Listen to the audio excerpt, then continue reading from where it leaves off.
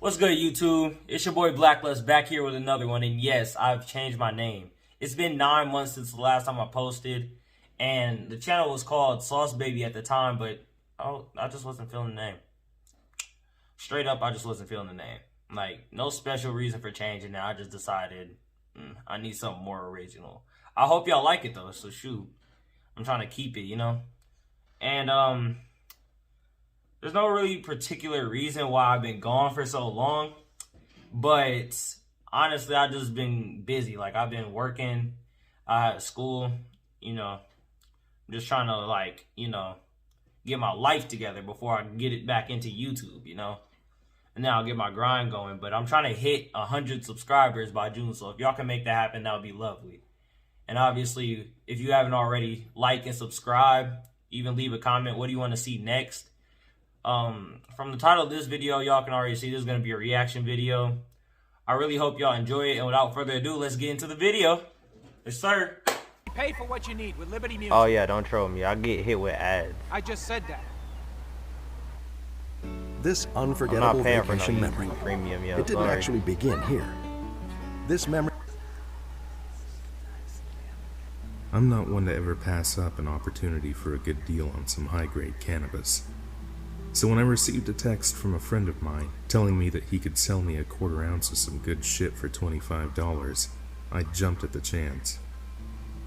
He led me on all day, telling me he would be dropping it off in the evening. Evening came, and so did the text saying he'd drop by later that night.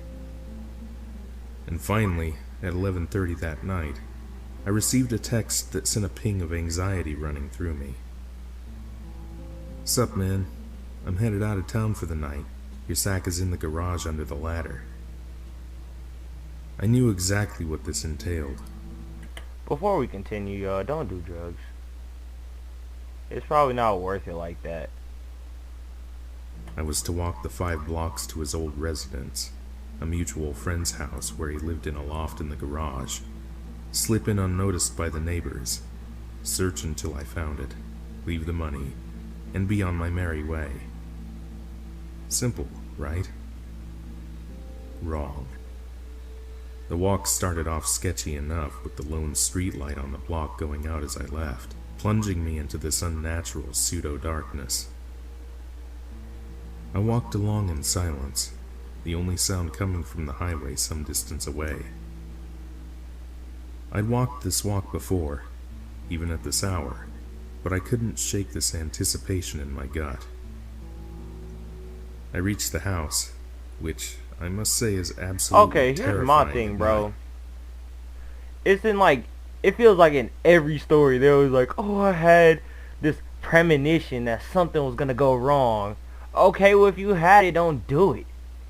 Like, why would you be out here at night in the first place, bro? Like, you just want something to happen. Right. Something didn't seem right. My friend is very strict with his bedtimes. This meant that the house was dark at exactly 10 p.m. each night. Tonight, though, there was a glow coming from the first floor. This could have been a number of things. Maybe he had other friends over, brought a girl home, getting a late-night snack. I quickly reassured myself as I stepped through the door into the pitch-black garage. I closed the door behind me and got to searching. The garage is separated into an upstairs and downstairs to save space. Upstairs, there's a washer and dryer, while downstairs was box storage that led under the stairs, forming a cave-like lair. Not gonna lie, it felt like a robbery simulator, rummaging through my friend's garage unnoticed, looking for drugs. My heart began to race at the thought. It really started My racing bad, bro. I've not been when I paying heard the heavy attention. footfalls stomping their way it toward takes the me. inside garage entrance. Starting the cap. I had kicked a paint can on accident, so they probably heard it. Now, my first instinct told me that I should make myself known. It was my friend's place after all. He probably even knew about the whole deal. We'd laugh, he'd point out where it was, and I'd be on my merry way. And that's when I realized something. my friend does not own a single pair of boots. In a split instant, I had ducked down under the floorboards behind some boxes. The door outside was quite far away, the footsteps quickly approaching, so escape was not an option. I had to hide it out. I was so confused, I felt like I was in a slasher movie, hand over my mouth to keep from hyperventilating and everything. I listened as the door slammed open, the footsteps creaking slowly along the floorboards just inches to my right. They paced around the garage for what seemed like ages, grunting and taking heavy labored breaths. They stopped at the top of the stairs, never making their way down though. Soon enough, they made their way back into the house, slamming the door behind them. As soon as the door clicked, I bolted, and I didn't stop running until I was back home, tucked away in bed. Every single light in the house on for the rest of the night.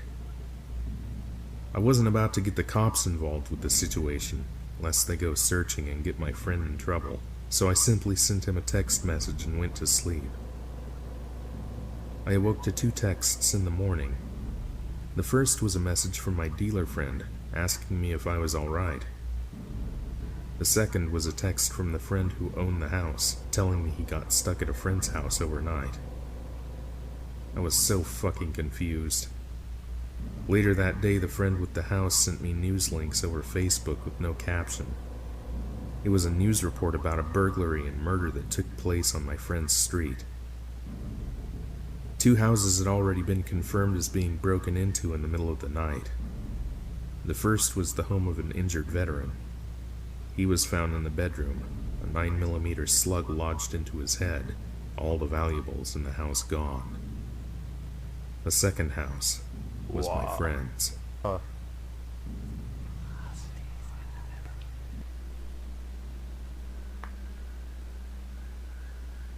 one wasn't that scary. The usual ones are like definitely better. When I was about 12, my great-uncle John came from Ukraine I'm gonna also to try to visit make us in this a little Canada. bit shorter because this video is like had a lot of 30-something stories, minutes long. But this was the one that So stood I'm out. gonna try to make this short. In the late 1960s, John was traveling by train from his village to another to visit family. He had to change trains at one point, and was dropped off at what amounted to a platform in a hut in the middle of nowhere. There was no one else at the station, and other than a dirt road that led off into the surrounding woods, there was nothing there. He waited for some time, but no train came. It was winter, and getting colder and darker, and just about the time he started worrying about having a place to stay and some food to eat, an old woman appeared out of the twilight. She asked if he was waiting for such and such a train. Oh hell no, bruh. And when he said he was, she said Sure, it wouldn't stand be in the along darkness, until yo. the following day. She asked if he needed a bed for the night, and offered him a meal and a room at her place, which she said was about an hour's walk from the station. Lodging with locals was more or less the standard when traveling in this part of the USSR, and Great-Uncle John wasn't looking forward to a hungry night on a cold platform, so he was glad to accept her offer. He took his suitcase, and they set off together down the dark road into the forest. It was more than an hour away, more like 2, and by the time they arrived at the woman's small 2-story house, John was tired and hungry. They went inside, and the woman lit some oil lamps and warmed some borscht for them. It was the first time John was able to see the woman clearly, and he was a bit startled to realize that the old woman was actually a man. Not wanting to cry, and too tired to care, John finished his soup and asked where he would be sleeping. She led him up the stairs to a tiny room with a window that contained a single bed and nothing else. He thanked her, they said good night, and she closed the door. Then she locked it, leaving him in the dark. Somewhat creeped out by this, John called to her, but she didn't answer, and he heard nothing. Figuring he would deal with it in the morning, and that she had probably done it by mistake, John set his suitcase down and laid on the bed, deciding to make the best of it and get some sleep. Before he could fall asleep though, he felt the urge to pee, and got out of bed, hoping to find a chamber pot or something he could pee in. He got onto his hands and knees, and began to feel under the bed in the darkness, thinking that's where the pot would be if there was one. Instead, he found a body. Great Uncle John went...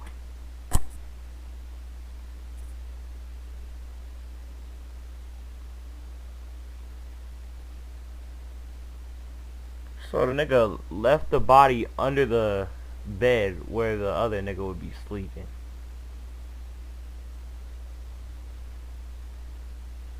Oh, nigga's so trash, bro. Like, if you want to kill somebody, you have to do better than that. Went right to the window to see if he could Let me exit stop. the room that way. It was nailed shut. He knew that if he remained in the room, he was probably a dead man. But if he broke the window and tried to get out that way, there was a good chance that the old woman, and who knows who else was there, would hear him and come into the room before he could get away. So, he did the only thing he could do. He pulled the body from under the bed, heaved it onto the mattress, and covered it with the blanket. Then, he got under the bed and waited. Sure enough, about an hour later, he heard footsteps coming slowly up the stairs, and then towards the room. The lock clicked, and the knob turned slowly. In the gloom, John saw someone move towards the bed. He heard several terrific and sickening thuds. The person had bashed the body on the bed with a large crowbar, which they had then dropped on the floor right in front of John. There was silence. Then the person went out of the room, and the door was shut again. The footsteps went down the stairs, and then, once more, silence. John moved out from under the bed, took the crowbar, and was able to slowly pry the window open. He didn't say, but I imagine he was shitting bricks the entire time. When the window was up, he threw his suitcase out, then dove through himself, not caring what was below him, only worried about what was behind. He landed without too much injury, and began to run into a field behind the house, towards some lights in the far distance. It turned out to be a highway, with some military and transport trucks on it, and John was able to get a ride to another village where he could catch a train. He didn't bother reporting what happened to the authorities, since at that time in the USSR, there was a distinct chance he would be the one who got into trouble. He just thanked God that he escaped, and decided that the next time he traveled to visit relatives, he'd take another way.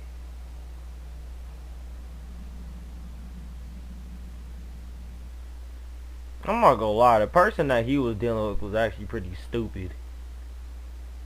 He was lucky to made it out of there alive because he had some quick thinking, but like, dog. That nigga was so stupid. First of all, you put the body under the bed. Then secondly, you see the person on the bed is covered. You just hit them with the crowbar. And then like leave? Like what? Just thinking, oh, the job's done. Like the fuck?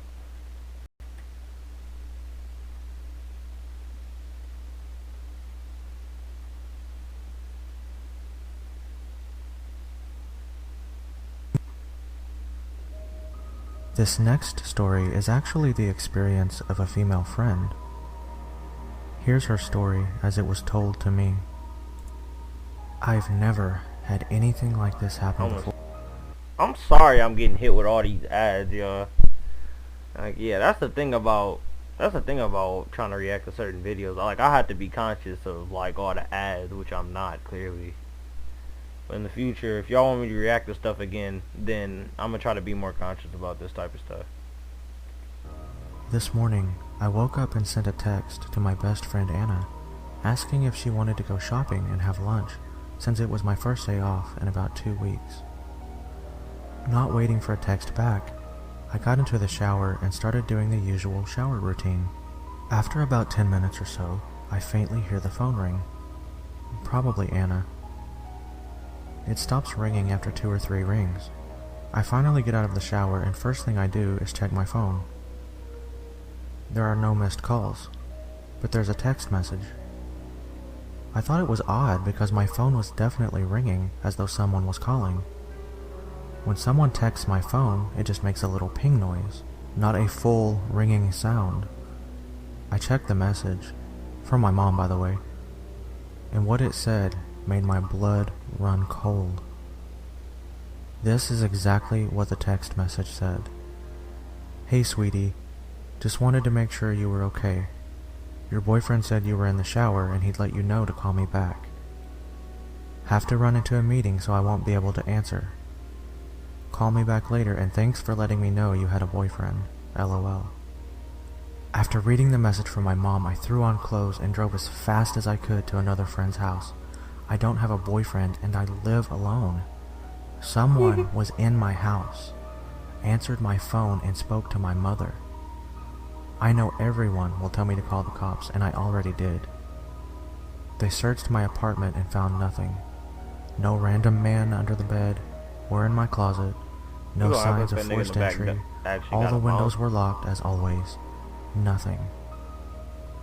I don't know how this person got into my house or why he thought it was a good idea to answer my phone, but I'm too scared to go home. I'm staying with my friend now. I don't know what to do.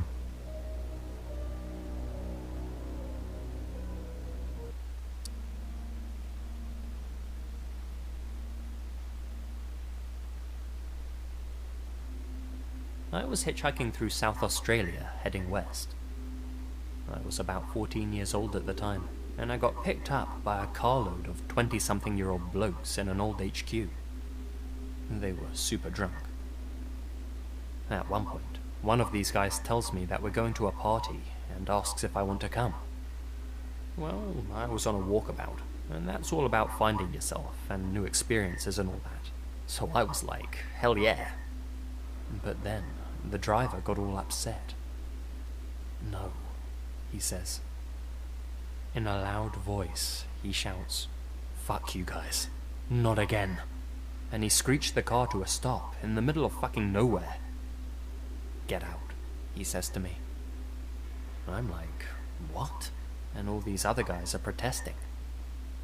He looks me dead in the eyes and says, "Get out. Now." He seemed pretty serious, so I did.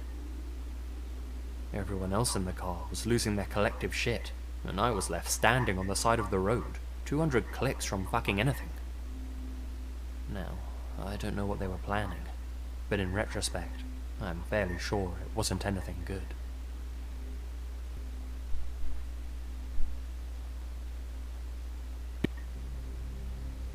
Really? That was it? I've always had a innate fear of the night. Not so much the dark, Oh, the but Boruto the night hairstyle, itself. As a child, my imagination was overcome with stories of creatures that come alive at night in the safety offered by a house and light. I never had anything to base this fear on, until a night when I decided to go with a buddy of mine to a baseball game and got stuck at a light at 2 a.m. after dropping him off at home. Of course, that night, the game went into extra innings, and so I didn't get a chance to drop my friend off back home until well after 1 a.m. Everything was fine on the way home until I hit a light right before the street that led to my house. It was a T-junction, and I was turning left. The light is one of those that you think is broken until it finally turns green right when you finally decide to just run it. So, of course, I pulled up right as the light turned red. I would have just run the light, seeing as no one was there and it was closing in on 2 a.m. on a school night. But earlier that week I had heard the phrase, "Character is what you do when no one is looking," and for whatever reason, that was the night I decided to prove to myself that I was a man of character. Big That's what you mistake. get. I Yeah, pulled that's to what a you stop get. at the light, feeling good about myself, bordering on self-righteous, when I happened to look out of my window to my left and noticed a lady sitting all alone on a bus bench. We made brief eye contact and I quickly looked away. It was too late. I could see movement out of my peripheral vision and knew she was coming my way. I looked out the window and noticed she was carrying a bag. I quickly checked that my doors were locked and that all my windows were up. I then moved my right foot above the accelerator just in case and braced myself for what was to come. I was hoping it would just be an awkward exchange and was praying for a quick light change before she reached me so I could just get out of there. But I knew there was a slim chance of that. She walked right up to my window, put down her bag, and began to tap on my window. I nervously looked up at her and she mentioned for me to put my window down. I had automatic windows, so I just imagined pushing too hard on the window button and that thing just coming all the way down. So I took a deep breath and lightly flicked it with my finger. The window moved microscopically down, but she didn't seem to notice or care. She then leaned in and began to talk. She said, Off the window, yeah. My boyfriend beat me up. I have a friend who lives down the street. Can you give me a ride? I should stop and give you a brief physical description of the bag lady. She was small and skinny and kind of an indeterminate age. She was either in her mid-20s and had lived a hard 20-plus years on the street, or she was 60-something years old who had lived a moderately hard life on the street. All that to say, just by looking at her, there was no way to verify her story. She looked beat up by life, not just by a boyfriend. But there was something about her delivery. It was robotic and seemed practiced, like she was disconnected for the moment. That made my skin crawl. And after a brief, maybe about a second debate on whether I should do it, I told her that I had to get home and that I couldn't give her a ride. After my first refusal, she leaned in closer and said the same thing again. My boyfriend beat me up. I have a friend who lives down the street. Can you give me a ride? This time, I felt more confident when I declined to give her a ride and told her I had a curfew and had to get home.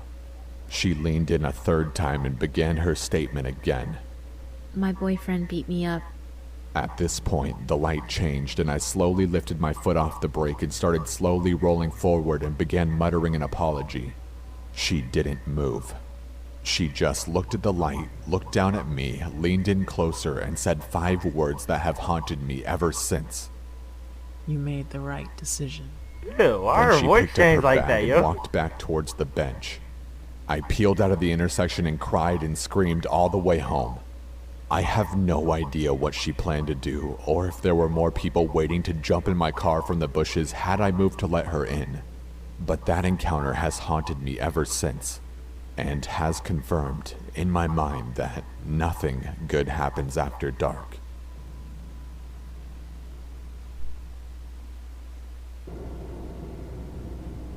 Here. Last summer I came home to visit my I don't want it parents to and be too siblings. long. I usually spend my summers working for my university's housing, so I was really eager to get away from all that and spend a relaxing few months at home. My parents' house is in a decent neighborhood. Never had there been an instance of burglary or home invasions. It was a pretty quiet suburbia. I would even venture to say boring on some accounts. Anyway, last summer, the air conditioning was broken at our house, and my dad was going to have a repairman come by and check it out around 2 p.m., and he would leave work early to meet him. My mom and sisters were off to work and school, so I was at the house by myself. My room was upstairs. I took a nap and woke up to the sound of a door slamming at around 1:30. I didn't think anything of it because I thought it was my dad meeting the repairman a little early. I decided I'd go and join them to see what the damage was. I was eager to get the AC back because summers in Texas are awful. When I got to the second floor landing, I noticed something was off right away. It was dead silent. I heard my dad's gun cabinet open, the place where he kept his most prized guns. I thought it was strange, but my dad did love to chat and show off his things. I honestly had no clue what was going on. And then my cell phone rang in the bathroom next to my room. I was keeping it in there to charge because the outlet in my room was broken. It was my dad. He was calling to let me know that the repairman was coming at 3 instead of 2. Now, I've read where people talk about going cold. Nah, now that seems like some movie type stuff where she figures out just in time that this is not her dad or the repairman, yo. Like, that's some movie type stuff. I swear, if it didn't happen like that, she would be gone, bruh. She wouldn't even be able to tell this story. All over when they're afraid. But at that exact moment, I felt like I was about to throw up everywhere. I was so scared. Because whoever was downstairs was not my dad, and it apparently wasn't the repairman. I locked myself in the bathroom and told him what was going on. He promptly told me to call the police, and I did. The operator stayed on the line with me and said the officers that would arrive had a safe word they would tell me to assure it was actually them. I sat in the dark bathroom for what seemed like ages, my heart racing. Finally, there was a soft knock on the door. The man said it was the police and gave me the safe word, and I quickly ran out to meet them, almost hyperventilating. And in a flash, all of the police officers were training their guns on me. I held my hands up, freaking out, but they ushered me away from the door quickly. I didn't have time to ask questions because the officers turned on the bathroom light. Standing in the bathtub was a man, dressed all in black, clutching a knife. He was staring right at me. He was there the entire time. Oh, hell no, bro. Nigga could have beat her ass.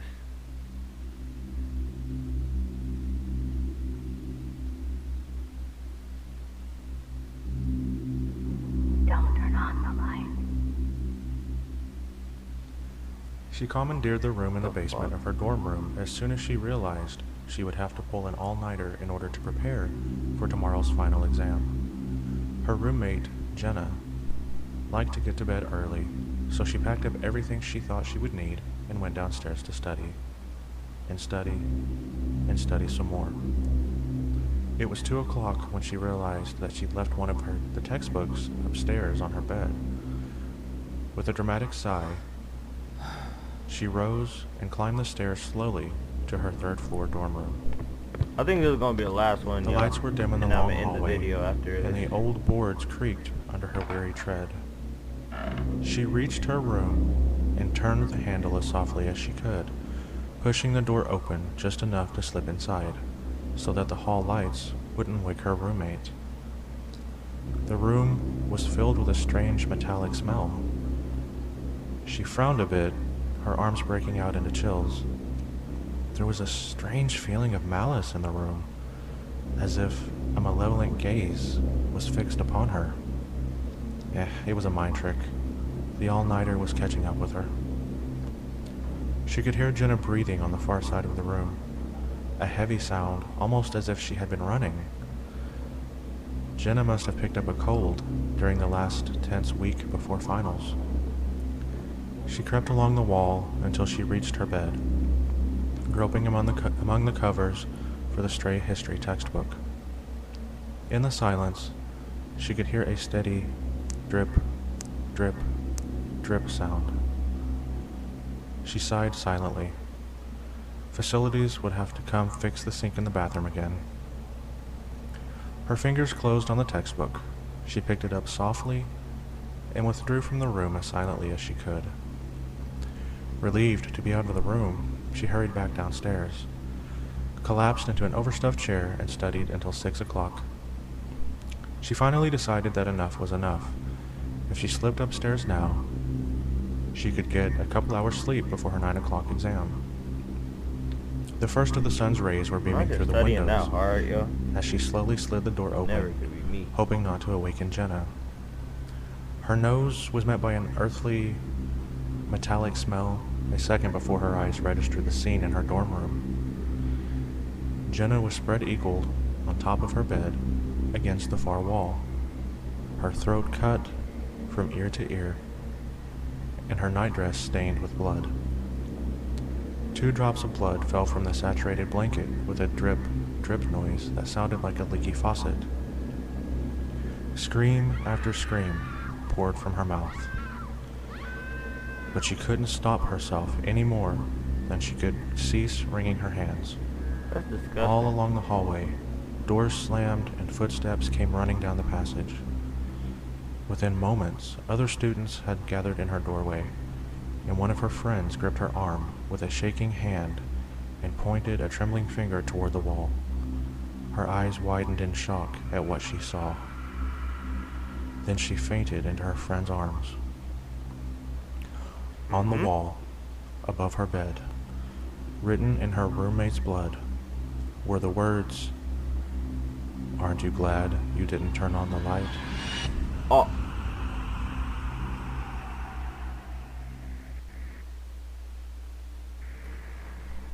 Alright, y'all. I think I'm gonna end it here. I'm gonna leave the link to this guy's channel in the description so I don't get copyright claimed. Honestly, these weren't extra scary. Like, that last one was actually pretty good. Like, these weren't necessarily all that scary. I'm gonna try to find some better ones next time. But let me know if y'all need me, or if y'all want me to react to this type of thing again. Otherwise, I think I'm for my next videos or so, I'm gonna try to find some games to play. I'm gonna try to find some fun stuff, y'all. I'm planning on trying to make a return to YouTube, because for the past about 9 months, I done been through a whole bunch of different stuff. Like, I done gotten a job. I was too busy to continue YouTubing. So, like, as you already know, that's why I stopped. And, yeah, I hope you guys enjoyed, and I'll see y'all in the next one. Peace out.